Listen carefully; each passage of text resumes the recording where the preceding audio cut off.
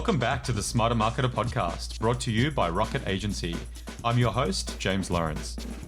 Welcome back to the Smarter Marketer podcast. I'm joined today by Ramesh Sathiah and Ralph Van Dijk from Resonant Sonic Branding. Guys, welcome to the pod.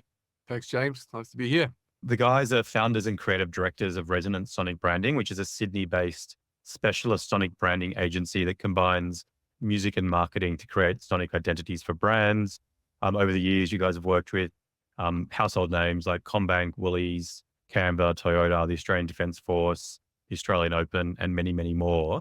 So I'm going to start with, I guess it's kind of an easy question, but often the easy ones are the hard ones to answer. But what is sonic branding? I guess I'll start with the misconception, and it's often thought that sonic branding just means a jingle or a sonic logo only, but for us, it stretches way beyond that. Sonic branding is a more of a holistic approach to the way a brand uses music, sound, and voice across every relevant touch point.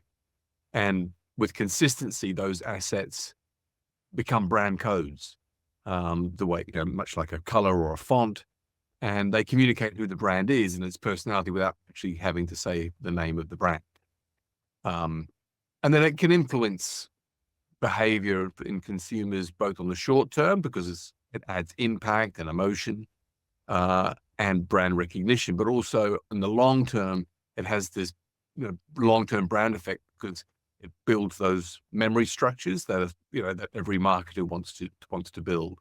And you hear that McDonald's sound and you know it's McDonald's, or the bottle opening and you know it's Coca-Cola before there's any reference to that brand or brand, And you could just talk about the difference between sonic branding and sonic marketing, because I think there's a kind of overlap there, but some distinctions as well. Sure. Well, sonic marketing really is the use of sound, like music and voice, in any advertising. And no one needs convincing that you need sound in the communication because it adds emotion and then you're communicating information. So voice and all that. But typically in sonic marketing, what you've created is in service of the narrative of that particular campaign or ad. Whereas sonic branding is a much more consistent, regular use in building those brand codes over a long period of time and really being sort of a lot more disciplined in what those assets in your ads are. Yeah, interesting. And we thought would be a little bit different to the normal Smarter Marketer kind of format, given the nature of the subject matter. And what we were thinking in planning for the pod today was to actually showcase some of the work, right? I think often we're dealing with a lot of, non-audio marketing in the kind of guests we have on the pod. We thought it'd be fun to actually showcase some of the kind of the work that you guys have done, and then kind of talk to each of it to kind of, I guess, illustrate the work for listeners. So why don't we start with Woolworths, for instance, and maybe we could talk a little bit about the work that you did, what the essence is there that you're trying to kind of get across, and then we can drop in a sample of that work into the pod. And I'd love to hear you guys discuss that. Maybe Ramesh, if you want to kick off with Woolworths. Yeah, well, Woolworths, I think the essence of that really, it's all about the fresh food people. So it's fresh and friendly.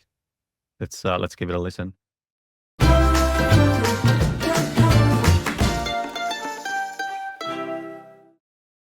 And now we'll go Commonwealth Bank.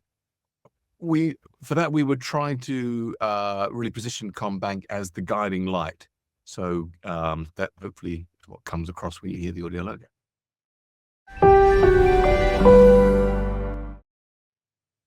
And Jetstar, energetic fun.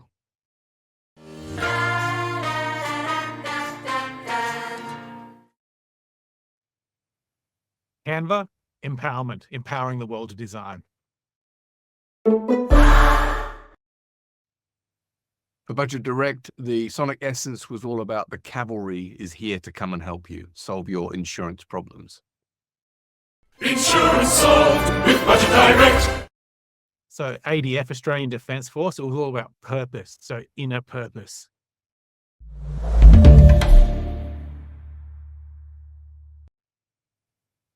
And the Australian Open, we really wanted to capture the Aussie spirit that makes the Australian Open unique amongst all the Grand Slams, which is why we got that chant and that call and response.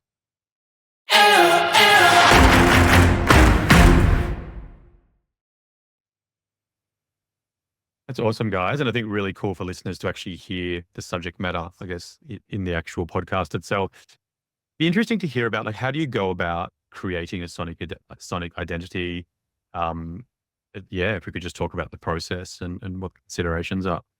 Yeah, absolutely. Well, look, I think our approach, it's quite different than normal production companies or music companies in a way. Like it's more of an agency branding type of process, which I'm sure your listeners would be familiar with. So look, our motto really is we think before we play.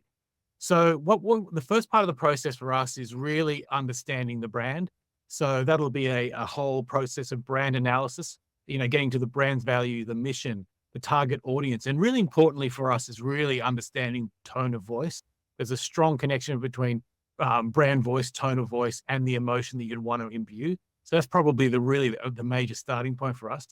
The second part of the process is equally important is doing a sort of a sonic audit to have a look at the landscape of the brand sonically over the last, could be decades essentially, see how they've been using music and sound, see what the trends are, see what's been working. Also to look at what their competitors are doing, because the important thing is we need to sound unique, essentially. We've got to find that white space where the brand will cut through.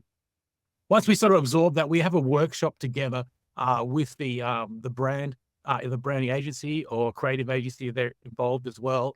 And we do a whole lot of processes where we look at sort of defining that sonic essence is what we call it. And the sonic essence is where we distill down all those brand pillars, all the tone of voice, and try to figure out where music and sound can help.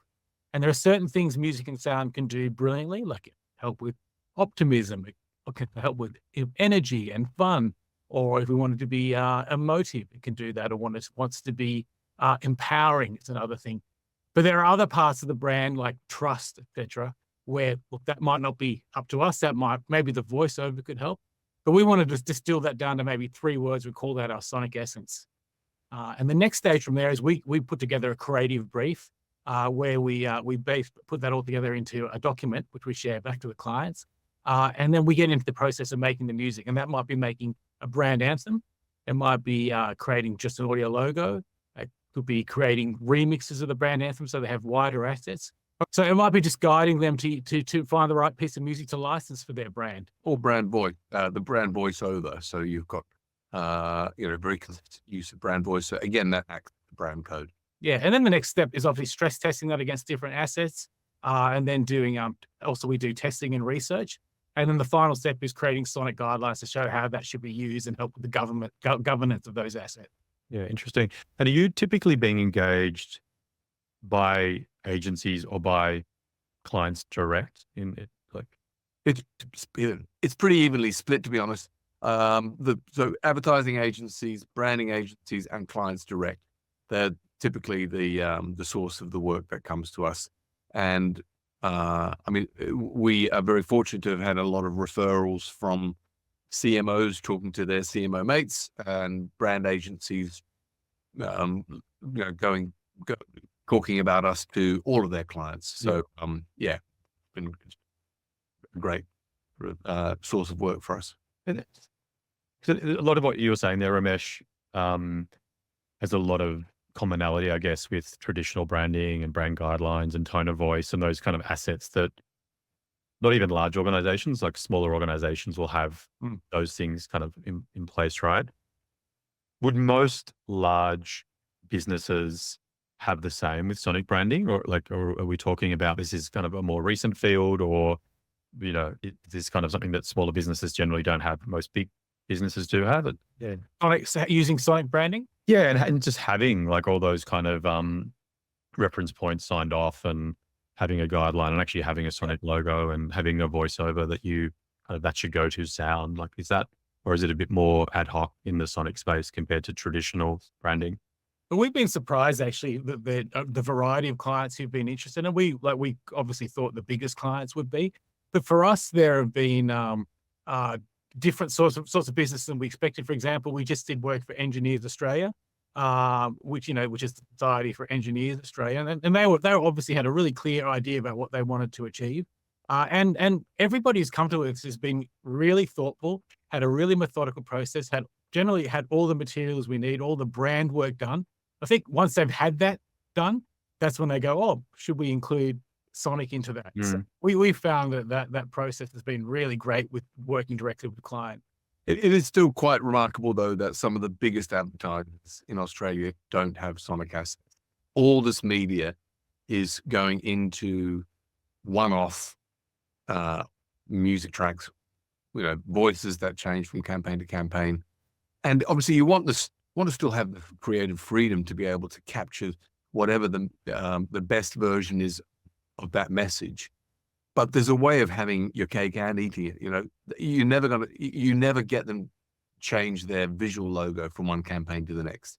So why should it be the same Sonic, with your sort of audio assets? So there was an interesting stat. I think in 2023, there was a 20% increase in brands commissioning Sonic branding year on year. So it's definitely something that more brands are looking at now. And I think that's as a result of marketing gurus like Mark Ritson, and you've got Ehrenberg Bass talking about distinctive assets. So there's a lot of talk in the marketing world about having your brand represented in audio. And I think also as new advertisers in a certain category do it, then the competitors follow on. And then the final thing, I guess, that's influencing this sort of increased focus on it is the touch points, the increase in audio touch points, like TikTok, for example, is the sound on platform, smart speakers, podcasting. Yeah. Audiences are using their ears to navigate the world more and more. It's really Distant sound. Yeah.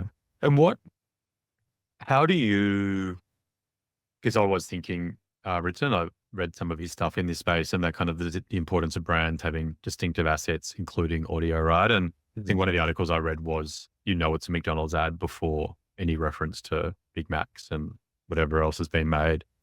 As you do, when you see, an outdoor ad from most big advertisers, right? Because of whether it's typeface or color or whatever it might be. Why can't the same be true of audio? Like, what kind of data or arguments are you using if you're trying to convince a skeptical stakeholder? If the CMO's gone out to market and said, hey, we need to invest in this, it makes sense.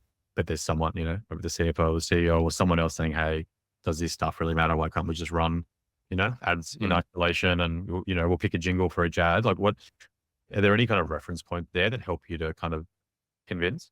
There are a few studies that have done all that work for us, which is great. Like Kantar's Brand Z research that showed brands with strong audio assets have a 76% higher brand power and 138% higher perception of advertising strength. So these are, I know they sound like complicated metrics, but your advertising strength and brand power are important subliminal communications for, do I have confidence in this brand? And then there's also attribution, increased attribution, the impact.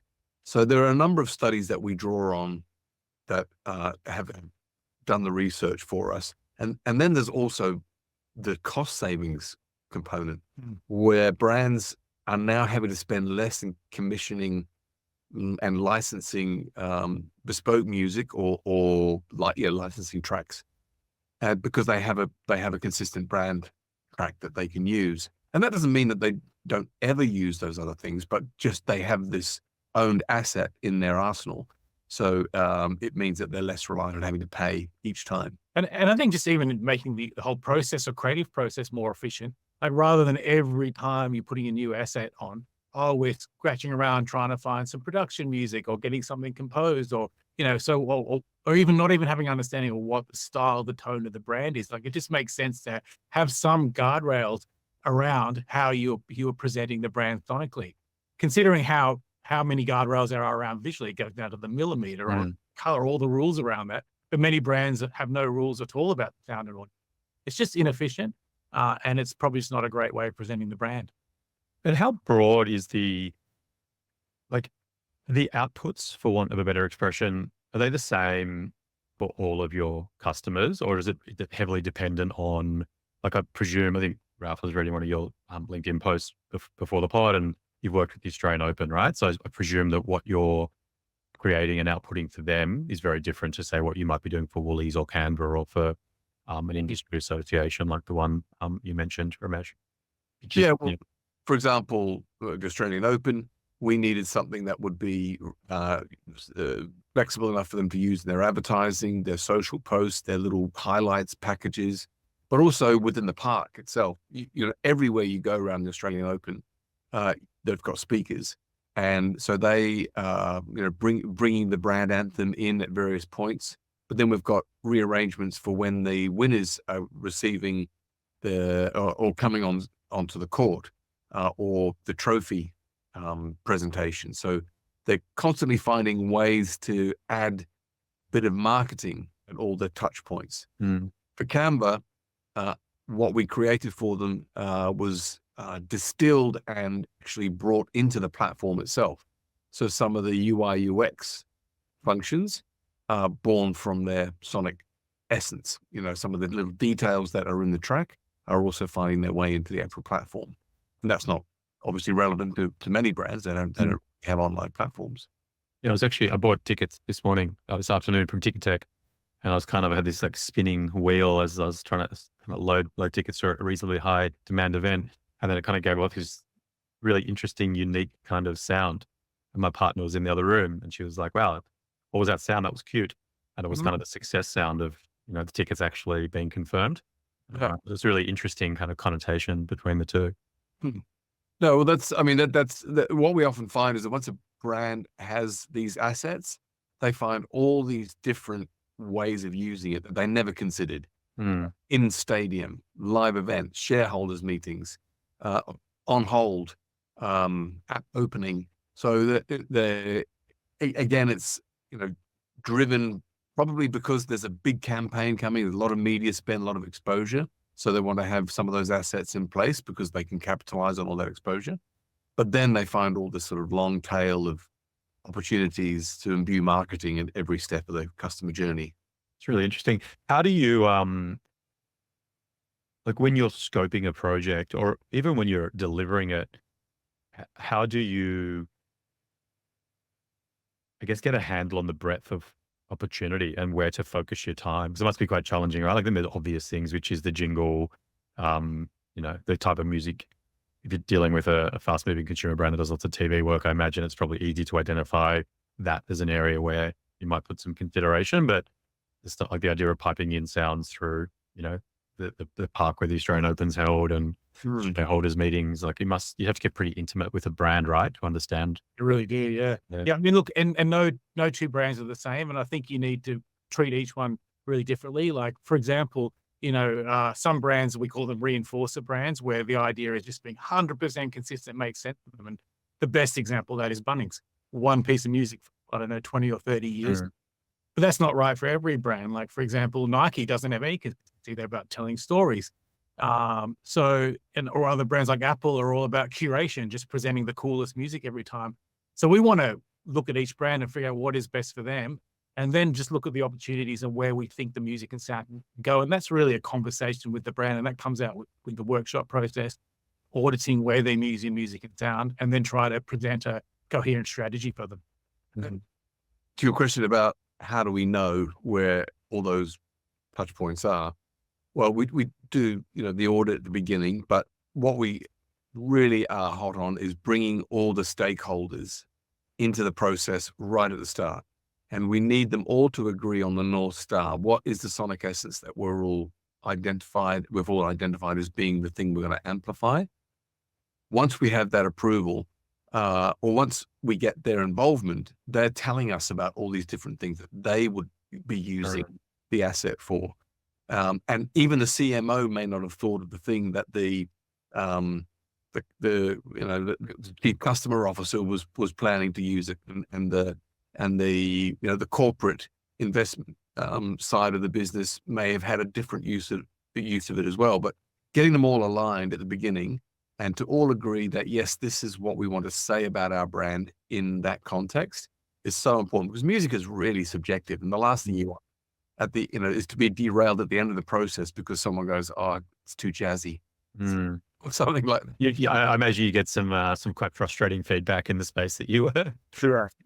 Well, we learned the hard way, Yeah. and I think that's why we set up a specialist agency, because it's just too easy to get it wrong, or start chasing the wrong thing and go straight into execution after the first chat. It's just, but then it's so at risk of being derailed, as I said. Yeah, really about taking all the stakeholders on a journey and explaining why you're doing everything, giving everything a reason. That's why we talk about that sonic essence, the North Star being so important. So luckily, we don't get too many curveballs at the end.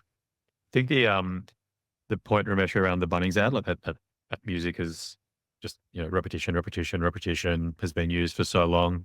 We had recently on the pod Paul Sinkinson, who is probably one of the leading authorities in Australia on measuring marketing effectiveness, and he kind of made the point around ad fatigue. And I think the question was like, how often do ads actually run to a point where they start to fatigue? And his basic response is, I don't know, because I've never seen it. And it lends very heavily into distinctive assets, same as the written thing. Like it just is constant repetition until the market knows and understands that is you. And I think there's some overlap there. And I think that proposition around this is going to help you, jumping off on when a new campaign gets rolled out, having to go off and spend all this money on new sonic kind of creative and assets and whatever it might be, because it'll help you be disciplined and kind of stick to these guidelines that have been very, very well thought out. Makes a lot of sense to me. It's also a bit of a Trojan horse because, particularly on some of those emerging platforms, because nothing triggers a scroll like on TikTok faster than a brand logo. But a sound is much less of a kind of buzzkill, so you can have your iconic sound played at the beginning of the ad, for example, and even if you scroll, at least you know who you're ignoring. So it's there's a way of using sound even for that visual fatigue, even to sort of deal with some of that visual fatigue that's that's out there. And also double screening, the ad break comes on, you start looking at your phone. Again, your ears can't close, so you'll be able to hear what brand is on TV that you're not necessarily looking at. Yeah, it is very, like your point, I hadn't thought of it from that angle, but the idea that we've kind of, because I remember because we do a lot of work in digital, and one of Google's big points around YouTube probably about 8 years ago when they were investing a lot in the platform was that it's an audio on environment and selling directly against Facebook and Insta, which are typically sound off. If you look at podcasting, YouTube, TikTok, we are kind of moving in the direction of sound being on these platforms, right? And that's really around that whole sound on, sound off. Yeah, absolutely. It's fascinating. I'd be really, you've kind of gone there a little bit, but I think it'd be really interesting.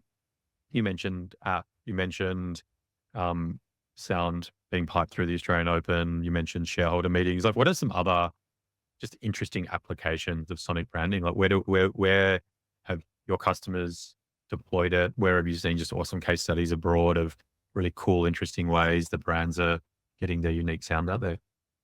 Examples for us is stadium. So brand sponsors the stadium. That is an application that you think is just so obvious, but one that wasn't on our list of assets to be created. But some of the more famous ones, like MasterCard's payment success, or the Ticketek one that you've just experienced recently. So every time there's a transaction, you get that little sound. The Audi have used their sort of heartbeat sound as when you turn the ignition on, the first thing you hear through your speakers is that, which just gives you that sort of moment of anticipation and like, here we go kind of moment. Yeah, and an interesting area which we're getting more into is like now with EVs, is creating a whole sonic signature for the actual car as well. So that's an interesting new area because that's an extension of the brand sound in a way. I guess going into effectiveness and why this stuff works, or part of why, like, like, why does sound hit us as it does? Like, why do we feel and hear and have that like that feeling around the things that we hear coming in through our ears? Well, it's because music bypasses our left brain filters and rationality, and it connects directly to what motivates us, which is our emotions. So that's why even in a short ad unit, in like 3-6 seconds, music can add an emotional layer that we don't even know that we're noticing. We're not necessarily processing it. It's just a visceral response or an emotional response to something that is happening. And that's great when a brand can have that component playing and use the, say, voice to do the heavy lifting and the actual rational message. So you got the emotional and the irrational happening at the same time. But music itself is something that we are all just hardwired to, and music and emotions and long-term memory, all those things that are kind of the holy grail in marketing. And if you can add if you can add meaning to that music and connect your brand to that phrase, then you've just got this perfect amalgamation of rational and emotional. I love that. I mean, it's, as you know, unscrupulous marketers, it just feels like it's, you mentioned Trojan horse before. It's this kind of bypass all the rationality of the people that we're trying to move and kind of get straight in there. And us marketers can weave our magic by bypassing all the rationality of the human brain. Excellent, Ralph. So like an evil genius. But it's all about board. That's great. I think we've talked a lot about some big brands, and you can see the clear application of it in so many different ways, and in apps and big events and stadiums and a whole bunch of different things. There's a lot of listeners to the pod who are operating in smaller businesses, smaller marketing environments, smaller budgets. Is there a place for this there? And if so, what are some considerations or I guess advice that you would give to those types of marketers? I mean, look, the one thing I would say, besides, getting help from experts is just defining what you think the brand should feel like. If you can distill it down to 3 words, how would we like the music and sound to make people feel? What the emotion? Then that can guide every decision from there. And that decision might be just to find some royalty-free music.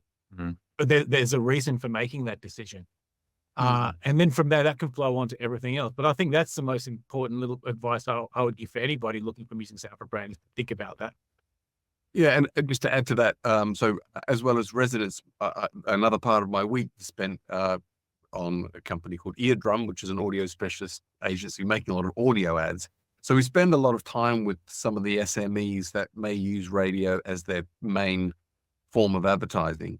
And one of the first things we do is identify a lane, like Mesh was saying, just like define yourself or pick a lane that in your category you can absolutely own. And then all those other things tend to sort of come off that.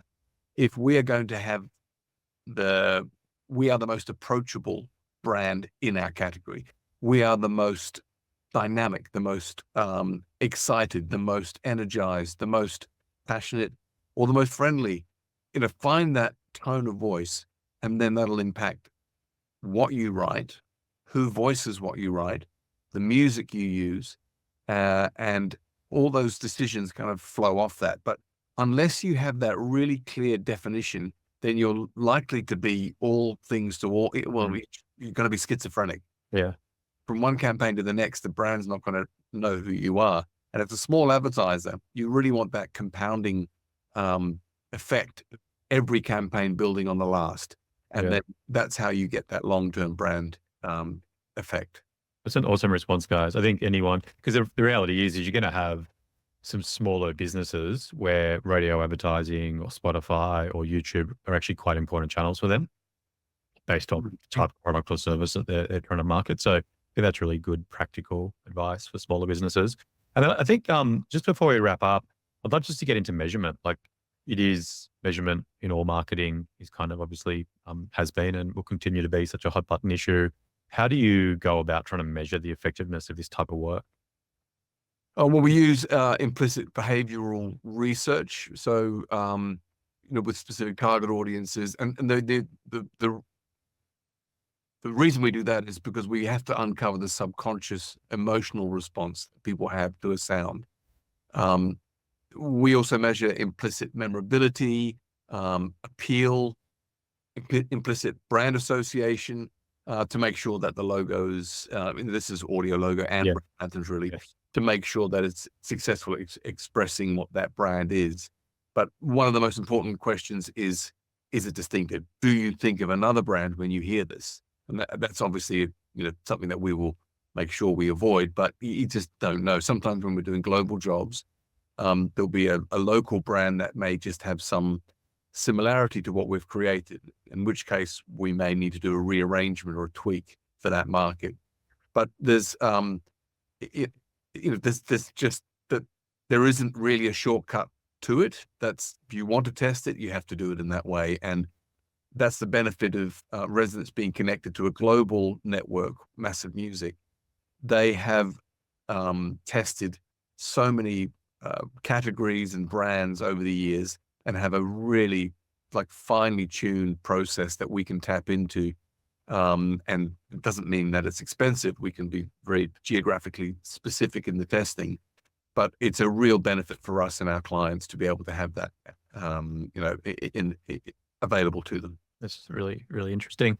Guys, it's been awesome having you on the pod. I feel I've learned so much about an area that I honestly knew very, very little about before doing the research for today. We finish every episode of the pod with the question, what's your best piece of career advice that you'd give to a marketer? Let's go. I don't know who wants to take the question first. Ramesh, Ralph, you? Well, Well, I think that it's not just for marketers, but in my career, it's been really apparent the people that care for the job, for the work they're doing, and care for the brand they're working on, just excel. They, if you're in a job or working for a brand that you just don't feel a connection to, or the people that you're working with don't recognize the passion that you want to bring to it, then life's too short. Find that connection between the passion that you have for something and then your skill as a marketer. It's just, you're going to find, it just means that your radar is constantly open for all influences when you're not necessarily in work during work hours. And it just makes it so much more fun. That's a great response. Find a job you love and you'll never work a day in your life. Oh no, it sounds like it isn't, but It's true though. It's true. Yeah, I mean, it doesn't mean you have to be used the brand necessarily, but you just got to feel something for it. Yeah, it's a good one. yeah, Right. look, I would say I've accidentally ended up being involved in marketing really because I started off doing essentially music and sound, working in studios and bands, and then writing music for TV shows and then music for brands. I've loved learning more about marketing, to be honest. And that's the thing I've loved the most about sonic branding is learning about brands. But at the end of the day, I just love the craft of making music and sound for a function.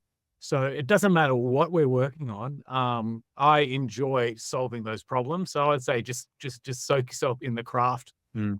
and what you do. Love it, guys. Thanks so much for coming onto the pod. Absolute pleasure.